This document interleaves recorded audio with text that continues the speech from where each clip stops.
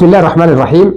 الحمد لله وكفى، والصلاة والسلام على المصطفى سيدي وحبيبي ومولاي محمد بن عبد الله صلى الله عليه وعلى آله وصحبه وسلم. الشكر لله والفضل لله ولا إله إلا الله. أحبتي الكرام، ها نحن نعود إليكم وإلى قناتكم قناة مسور سبوت بعد فترة غياب شهرين كاملين. والحقيقة يا أحبة أنا أعتذر للأحبة المتابعين لهذه القناة المتواضعة بسبب هذا الغياب، والسبب هو انشغالي بأعمالي في مجال التربية والتعليم بسبب بداية العام الدراسي الجديد. أحبتي الكرام، ها نحن نعود من جديد لكي نتحدث أنا وأنتم ونتناقش حول منتخب اليمن الأولمبي.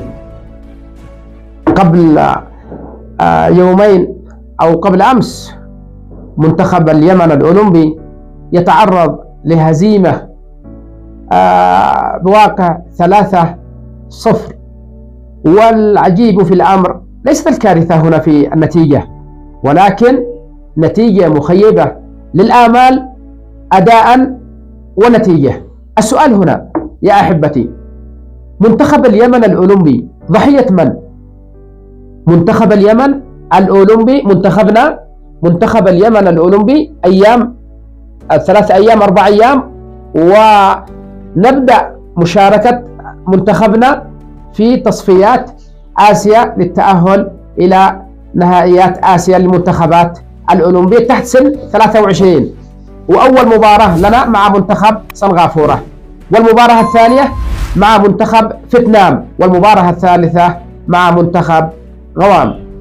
لكن السؤال هنا، منتخب اليمن الأولمبي ضحية من؟ أقول لكم منتخبنا اليمن الأولمبي ضحية طرفين. الطرف الأول والذي أحمله 80% سبب مستوى المنتخبنا اليمن الأولمبي والذي ظهر مخيب الآمال أمام المنتخب العراقي.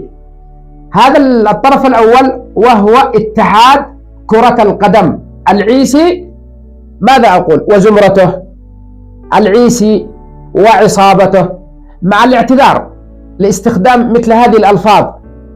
لكن يا أحبة، اتحاد كرة القدم العيسي وجماعته حميد شيباني، وأنتم تعرفون حميد شيباني هو ماذا أقول، هو البردعي، هو الروح المحركة للاتحاد كرة القدم سلبا وليس إيجابا. حميد شيباني ما زال إلى الآن لم يقتنع بأن يقدم استقالته ويمسك بديلا عنه حسام السنباني. إذا معنا اتحاد العيسي. أنا كان لي وجهة نظر أن الشيخ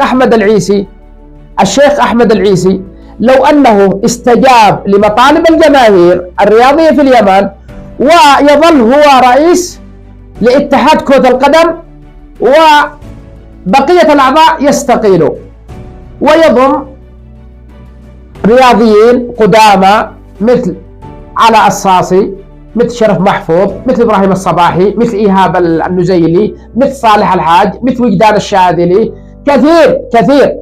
كثير نجوم اليمن، عبد الرحمن سعيد وغير ذلك. إذا الطرف الأول هو الشيخ أحمد العيسي وجماعته حميد شيباني وباشنفر. هذا الطرف نحمله، نقول يا شيخ أحمد نحملك 80% من إخفاق منتخب اليمن الأولمبي. قد يتساءل البعض، ولماذا تحمل الشيخ أحمد العيسي واتحاد كرة القدم الفاشل نسبة 80% من إخفاق منتخب اليمن الأولمبي أمام المنتخب العراقي في المباراة الودية؟ أقول لكم السبب أن أحمد العيسي مقتنع مع حميد شيباني أنه المعسكرات الإعدادية الخارجية تكون في مصر. هل تعرفون لماذا؟ لأن الشيخ أحمد العيسي جالس في مصر، وحميد شيباني في مصر، وباشنفر في مصر، وكأنهم يقولوا للمنتخب تعالوا إلى عندنا. يا أحبة تخيلوا أن منتخب اليمن الأولمبي عسكر في مصر. هل تعرفون يعني كم عدد المباريات الودية والتي لعبها منتخبنا الأولمبي؟ هذا الطرف الأول. الشيخ أحمد العيسي هم السبب، أحمد العيسي وحميد شيباني وباشنفر. إذن فشلهم في تجهيز معسكر خارجي بمباريات ودية قوية. هل تعلمون من قابل منتخبنا؟ قابل فريق إلى الآن لم أستطع أحفظ اسمه، فريق شركة صلصة، شركة بطاط، شركة أنا لا أدري ما اسمه، مكرونة، فريق شركة. منتخب اليمن منتخب دولة يقابل فريق شركة بمباراة ودية. إذا كان فريق الإسماعيلي ومدربهم إيهاب جلال صاحب كارثة 5-0 من منتخب كوريا والذين أقالوها المنتخب اتحاد كرة القدم المصري، تخيلوا هذا المدرب الفاشل المصري لما طلب منتخبنا يلعب مع فريق الإسماعيلي اعتذر، قال أنا لا ألعب مع فريق الأولمبي، أنا أريد منتخب اليمن الأول. ومنتخبنا للأسف لعب مع فريق شركة. شيخ أحمد منتخب دولة تلعب مع فريق شركة؟ يا شيخ أحمد مدرب مصري فاشل أقالوه من منتخب مصر يرفض اللعب مع منتخب اليمن، هل عندنا كرامة؟ المباراة الثالثة مع فريق الأولمبي، فريق الأهلي الأولمبي، الفريق الرديف، لعبنا معهم مباراة وهي المباراة اللي كانت بعدها مع فريق الاتحاد الاسكندري، لكنه نتيجة لظروف كان يريد أن يقدم المباراة رفض المدرب سكوب أن تقدم المباراة، لأنه لا يعقل أن نلعب مع الأهلي اليوم وغدا نلعب مع فريق الاتحاد الاسكندري. إذا لاحظوا الطرف الأول الشيخ أحمد العيسي وحميد شيباني وباشنفر معسكر هزيل خارجي مع فريق شركة، ومدرب مصري يرفض اللعب مع منتخب اليمن، منتخب دولة بعظمة اليمن يرفض مدرب مصري اللعب معنا، ونحن نلعب مع شركة. يا حميد شيباني أنت السبب في كل شيء، لأنك استحوذت على عقل الشيخ أحمد العيسي. يا باشنفر كنا منتظرين منك الأمل أن تكون داعم للرياضة اليمنية. يا شيخ أحمد أملنا فيك بأن تغير هذه العناصر المتهالكة الفاشلة التي أثبتت فشلها. إذا منتخبنا الأولمبي السبب الأول 80% اتحاد كرة القدم برئاسة الشيخ أحمد العيسي.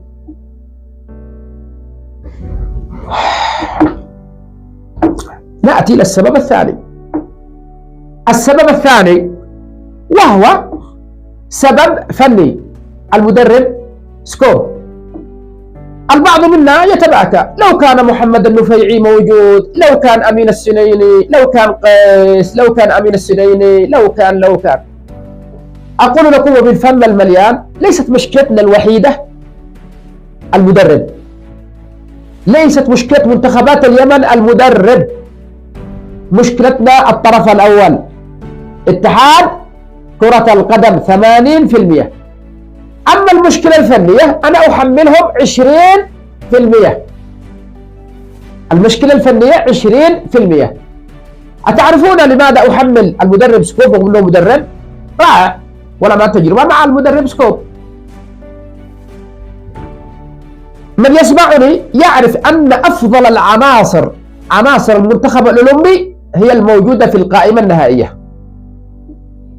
أفضل العناصر. تعالوا أنا وأنتم نستعرض العناصر التي المختارة في القائمة النهائية. فمثلا في خط حراسة المرمى عبد الله السعدي، وتعرفون عبد الله السعدي وكفاءته.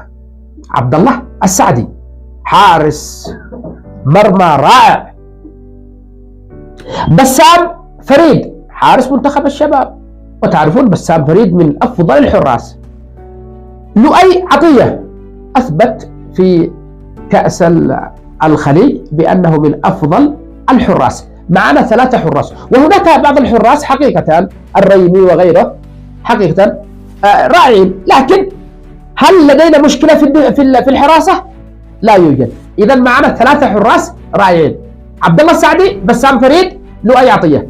تعالوا إلى قلوب الدفاع، العناصر في الدفاع. لدينا عبد الله الدقيل، وتعرفون عبد الله الدقيل ومنتخب قيس محمد صالح، منتخب اليمن في عهد قيس محمد صالح. عبد الله الدقيل مدافع رائع. وهشام بلابل، تعرفون هذا النجم الرائع في منتخب الشباب، تعرفون كفاءته. كذلك محمد الغيلي الأسمراني، محمد الغيلي من أفضل الدفاع. لا تقولي أنه أخطأ في سجل في مرماه، نجوم العالم يسجلون في مرماهم، هذا خطأ بسيط. نحن عندنا الجمهور الرياضي إذا أخطأ لاعب خلاص، جميل الدبعي أخطأ خلاص لا ينفع جميل الدبعي، محمد الغيلي لا ينفع. يا أحبة نجوم العالم يخطئون.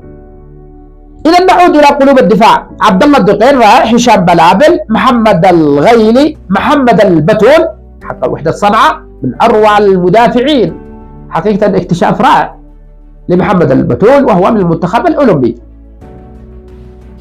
لدينا فيصل المعروفي، وفيصل المعروفي أصيب وقد تم استبعاده، وهو من المدافعين المقاتلين الرائعين. حقيقة كنت أتمنى وجود فيصل المعروفي رغم أخطائه في المباراة مع العراق، لكن ليس خطأ لاعب. المنتخب المنظومة كلها لم تظهر في مباراة العراق.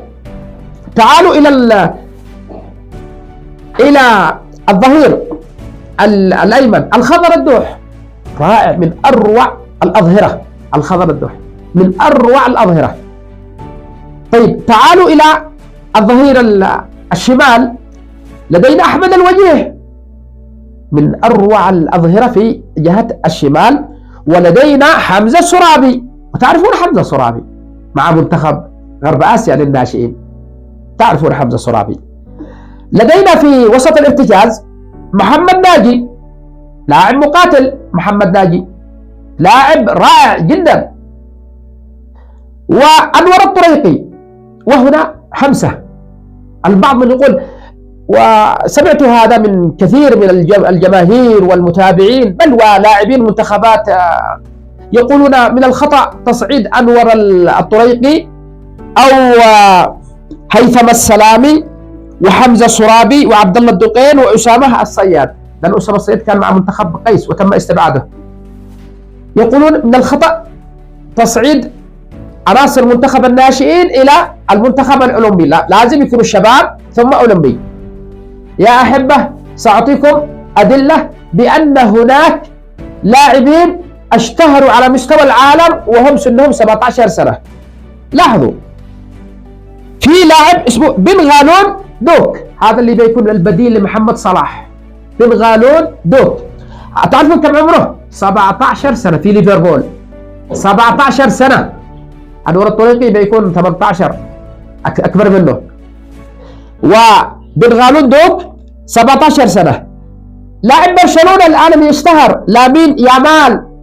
لامين يامال، أتعرفون كم عمر هذا لامين يامال؟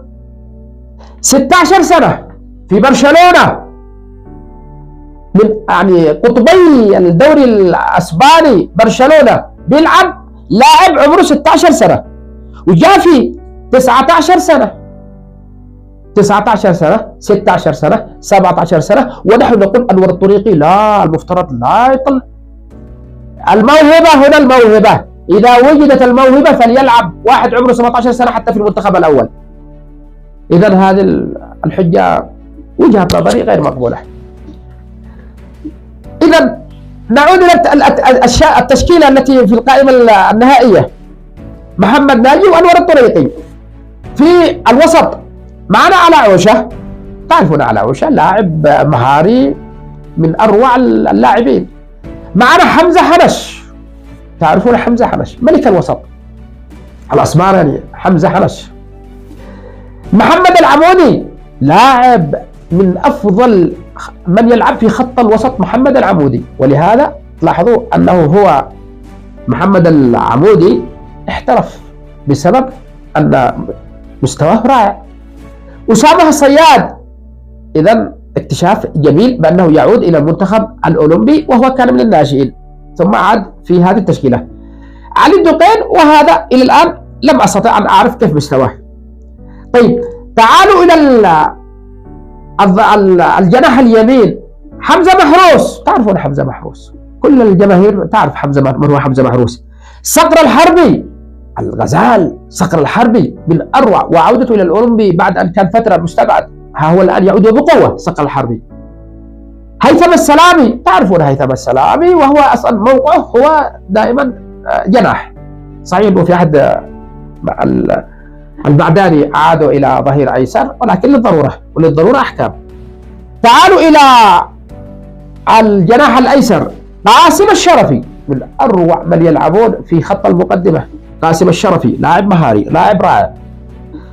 ومحمد بوتشي، وهذا الذي سوف يلتحق إن شاء الله بالمنتخب الأولمبي، ومحمد بوتشي معروف للجماهير، فكان كلما يستدعى إلى المنتخب يعتذر، مرتين اعتذر، ها هو الآن لأول مرة ينضم مع المنتخب لأنه في المرة الأولى والمرة اللي قبل اعتذر لأسباب خاصة، لكن الآن عاد، ونحن نعرف محمد بوتشي مع منتخب الشباب. طيب معنا في قلب أو رأس الحربة معنا أحمد ماهر، لاعب رائع متميز أحمد ماهر، وسوف يظهر إن شاء الله في التصفيات. ومعنا مازن الزعرور الذي سيحترف إن شاء الله بفريق الفهد العراقي بإذن الله عز وجل. إذا يا أحبة، أتعرفون ماذا كان ينقص؟ أظن وجهة نظري الشخصية كان ينقصنا لاعبين لم يستطيعوا أن يلتحقوا بالمنتخب، ولكن إن شاء الله سيلتحقون في التصفيات القادمة إن شاء الله. وهو يوسف الحيبي، كان لاعب رائع لكن الإصابة أبعدته. عبد الرحمن الخضر كان رائع حقيقة كجناح أيمن. كنا نفتقد حسن الكوماري، صحيح أنه صار سمينا لكن حسن الكوماري ممتع لعبه، لكن لولا أنه لاقى وصار سمينا، ولكن رائع حسن الكوماري ملك الوسط. جميل الدبعي كنا نفتقده في الارتكاز، جميل الدبعي. محمد خالد المنصوري كنا نفتقده. عبد الله العاقل افتقدناه. محمد مصطفى الحاج افتقدناه في الدفاع. لكن هنا رسالة عتاب للمدرب سكوب، بالله عليك محمد ناجي اللاعب الرائع محمد ناجي، كيف تلعب ارتكاز وهو دائما اللي نعرفه أن محمد ناجي دائما يلعب في الظهير الأيمن ولاعب مقاتل في الظهير الأيمن. عندما نقلته إلى وسط ارتكاز ضاع، صعب يتحرك من هنا وهنا لكنه حركة وطاقة لم توظف. محمد ناجي لاعب رائع، هو المفترض أن يكون بديل للخضر الدوح. علاء عوشة كيف تقدموا إلى وسط مهاجم، ونحن نعرف أن علاء عوشة كان مع جميل الدبعي يشكلوا ثنائي في وسط الارتكاز. أنور طريقي كان يشكل مع محمد خالد في الارتكاز، صحيح أنور طريقي ما زال ارتكاز، لكن علاء عوشة المفترض يتأخر، والمفترض أن يكون بديل عنه حمزة حنش. محمد العمودي حقيقة محمد العمودي حمزة حنش ستكون إضافة طيبة، لكن علاء عوشة المفترض يتأخر.